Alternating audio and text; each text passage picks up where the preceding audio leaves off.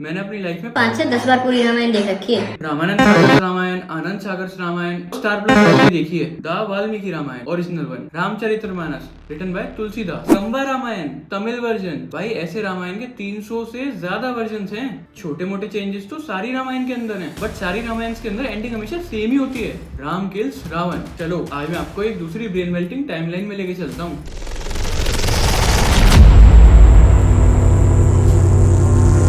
सोच के देखो, रामायण का युद्ध चल रहा है।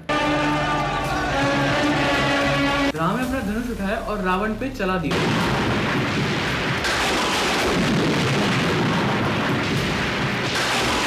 पर इस अल्टरनेट टाइमलाइन में राम भगवान का तीर चुक गया।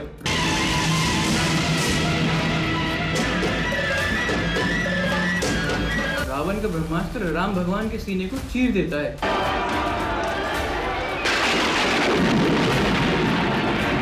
और वहां से सब कुछ बदल जाता है। राम का जीना और भरत का धर्म सब कुछ उलट पुलट हो जाता है। राम भगवान वापस नहीं आते। फिर अयोध्या में कभी भी दिवाली मनती ही नहीं है। ना घर वापस आने वाली खुशी, ना राम राज्य का सपना पूरा हो पाता है। राम भगवान के भाई भरत अपनी तपस्या छोड़कर अयोध्या का राजपाट संभालते हैं, लेकिन अयोध्या के निवासियों का सपना पूरी तरह टूट चुका होता है। भरत का अयोध्या का राजपाट संभालना कोई इज्जत की बात नहीं, सिर्फ एक अनफॉर्चुनेट बदलाव है। पूरे देश में चारों ओर अंधकार फैलने लगता है। पर इस बार रावण सिर्फ लंका तक ही सीमित नहीं रहता। का अगला टारगेट होता है भरतवंश। रावण अयोध्या पे कब्जा करता है और एक राक्षस राज्य की नई शुरुआत होती है। वेदों के ज्ञान की जगह तंत्र विद्या शुरू हो जाती है। अशांति का युग आ जाता है। रावण अपनी दुष्ट नीति से अयोध्या का राजा बन जाता है। दंड देने का काम राजा का है, किसी भिखारी का नहीं। और धर्म की डेफिनेशन ही चेंज हो जाती है। रावण सीता माता को जबरदस्ती अपने राज्य की रानी बनाने की कोशिश करता। ना ही तो कोई अग्नि परीक्षा होती और ना ही कोई मर्यादा का पालन किया जाता। वुमेन एम्पावरमेंट जीरो, मर्यादा का पालन जीरो।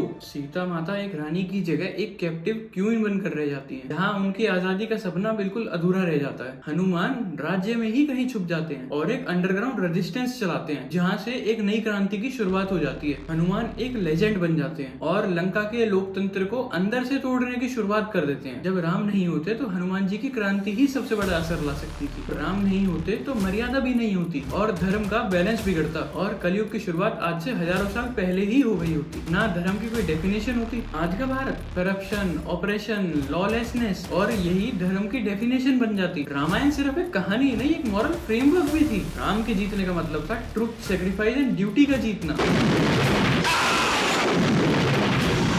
अगर रावण जीत जाता तो हम सब हार जाते। ये सिर्फ एक सोच थी, आपको एक अल्टरनेट यूनिवर्स का एक्सपीरियंस कराने के लिए। लेकिन खुशी की बात तो ये है कि असल दुनिया में राम हमेशा जीतते हैं। सत्य की हमेशा विजय ही होती है, चाहे समय कुछ भी हो। अगर आपको ये अल्टरनेट टाइमलाइन पसंद आई हो तो इस चैनल को सब्सक्राइब जरूर करना। अगली वीडियो में हम डिस्कस करेंगे क्या होता अगर कृष्ण भगवान ने महाभारत में पार्ट ही नहीं लिया होता। क्या महाभारत होती? रोस्टेड रियलिटीज के अगले एपिसोड में मिलते हैं एक नेक्स्ट टाइमलाइन के साथ। Thank you so much for watching. और हाँ, कमेंट में जय श्री राम लिखे मेरा मत जाना।